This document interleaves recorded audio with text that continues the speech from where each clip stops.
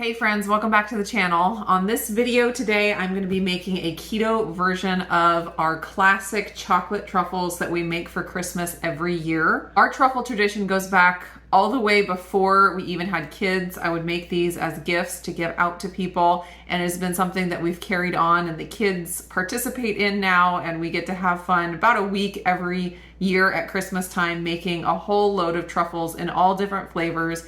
And we package them up real nice and give them as gifts to our neighbors and our friends. And it is just one of our favorite Christmas traditions. Now, I have experimented with making keto truffles in the past, but it was quite a few years ago. And I did use Nili's chocolate chips, but I feel like they must have changed their formulation since then, because that was a lot of years ago, right when Nili's was brand new. And their chocolate chips are so much better now, and they have so many different varieties. And so I was pleasantly surprised when I started experimenting again and found that they worked really great for making this truffle recipe. So I'm going to be giving you the basic instructions of making this recipe, but it's so customizable. You can use white chocolate chips to make like a white chocolate peppermint. You can customize the kinds of sprinkles you put on to make them look pretty. Of course, these are not keto sprinkles. They have sugar in them. But keto sprinkles do exist, so you could find those and have it be completely keto. Then you can also experiment with the flavors. Some flavors that we have done: rum, peppermint, almond, orange. If you do orange, add orange zest as well with the extract, and it makes them absolutely delicious. Raspberry extract. One year we did a sour raspberry truffle. I will link that up in the cards. But we did white chocolate with sour raspberry filling, and then we did dark chocolate on the outside of some and white chocolate on the outside of some.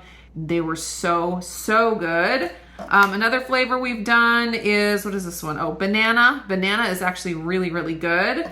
And hazelnut, so kind of like a Nutella flavor truffle.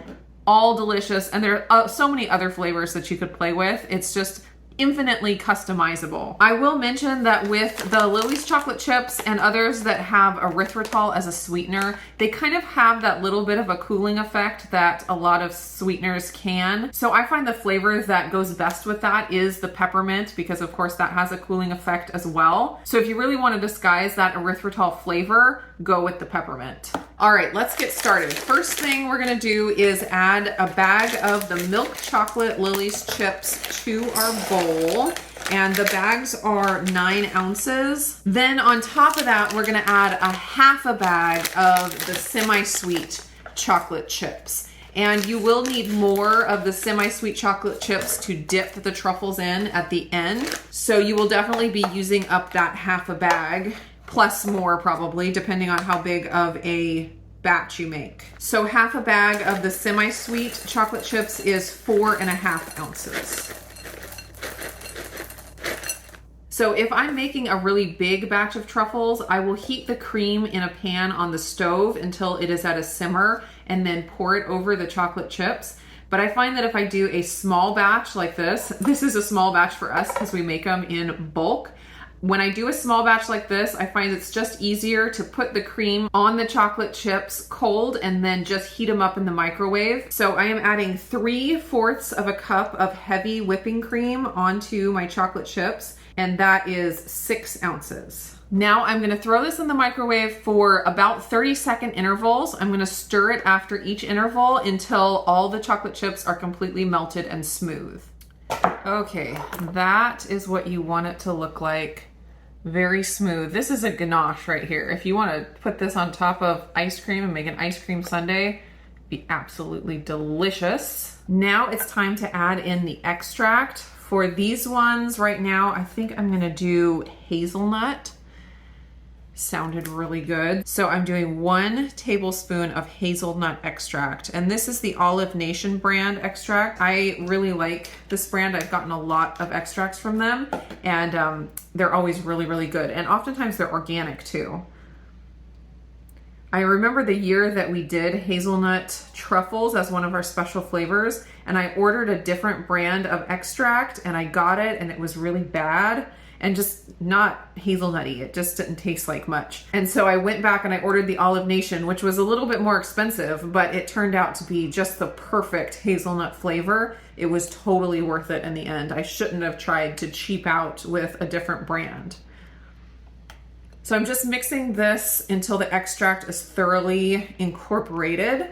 And now what you need to do is let this filling get to a consistency that you're able to scoop out by like teaspoonfuls onto a pan. And you know that it is the right consistency when it's not too hard to scoop out. You don't want it too hard. If you stick it in the fridge and leave it overnight in the fridge, it'll be too hard to scoop out. But you also don't want it, when you put the teaspoonful onto your pan, you don't want it to like gush down into a puddle. You kind of want it to be able to hold its shape. And I found that with the Lily's chocolate chips, it actually happened really fast. You can see it's already getting harder than it was just like 30 seconds ago. So I'm just gonna let this sit here on the counter probably 15 minutes. If you are using regular chocolate chips, my regular recipe, I have that you put it in the fridge for like an hour and a half and you check it until it's ready. But for whatever reason, the Lily's harden up a lot faster, and I find I don't even need to put this in the refrigerator at all. And now, through the magic of television, I actually have another bowl of hardened filling that is ready to be scooped out and rolled. So it doesn't have to be quite this hard. This has been just sitting at room temperature for a while, and I find that if you just let your filling sit at room temperature, it stays a pretty good consistency. So you can like mix up your filling in the evening and leave it on the counter overnight, and when you wake up in the morning, it should be a good consistency and ready to scoop and roll. But like I said, don't leave it in the fridge overnight or it'll be way too hard. So now all I'm gonna do is scoop it out by small teaspoonfuls and put it onto my silicone liner pan. And since these will be dipped in chocolate afterwards, they will be bigger than they appear now. So go a little smaller than you think you want your truffles to be, because the coating actually does add a lot to the size of the truffles. So when I was experimenting with the Lily's chocolate chips making truffles, I was worried at this point that the filling was going to be grainy, because it appears a little bit more grainy than the regular chocolate chips do at this point. And so I was kind of disappointed, but by the time they got rolled and dipped and the coating on the outside was hardened, I cut into them and they were actually extremely creamy on the inside. So even if the filling looks a little grainy right now, don't be concerned. They do end up very nice and creamy on the inside. I still have filling in there, but I'm not going to do all of it for the video. So if your filling is softer than this after you scoop it out, you want to put it in the fridge for a little while until it gets hard enough that you're able to actually pick it up and roll it. It should be about the consistency of Play-Doh. It shouldn't melt on your hands too terribly, although this is a messy process, but then they also shouldn't be so hard that it's difficult to shape them. It really is a Play-Doh type consistency. And all I'm going to do is roll these into balls like that and put them back onto my tray one at a time.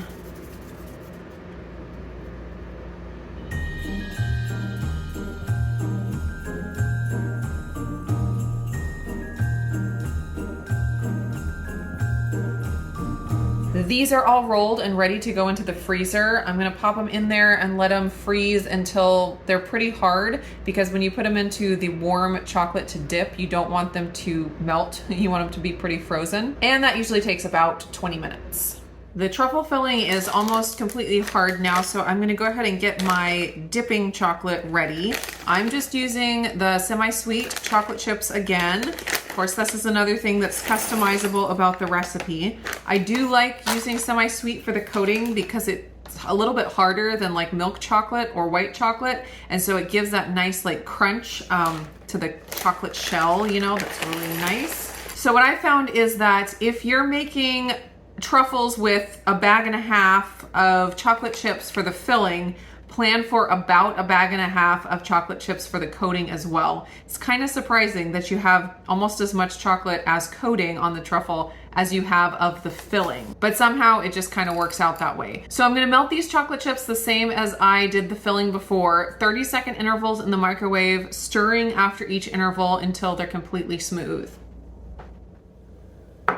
There we go, nice and smooth. I'm gonna grab my truffles. I have found the best tool for this job is a fork. I just throw a truffle into the chocolate, get it covered, and then I tap the excess on the side, scrape it off, and then when I put it onto the pan, you can use parchment paper or silicone mat, I just turn it over and it falls off, and I kind of just swirl the part that was touching the fork so it looks pretty. And you got to get into the truffle trance when you're doing this. It's very repetitive, but it's very cathartic as well. And after like 2 or 3 truffles, you got to put on your sprinkles. If you wait too long, the chocolate will harden and the sprinkles won't stay. So we're gonna get these sprinkled real good.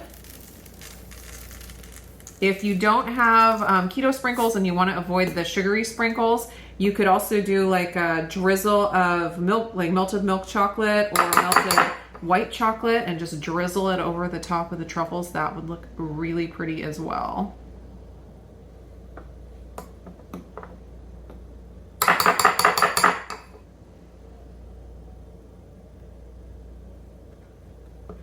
So you can see that this recipe is actually very simple. It's very minimal on the ingredients and it's easy. The only thing is that it does take time and it is a little monotonous.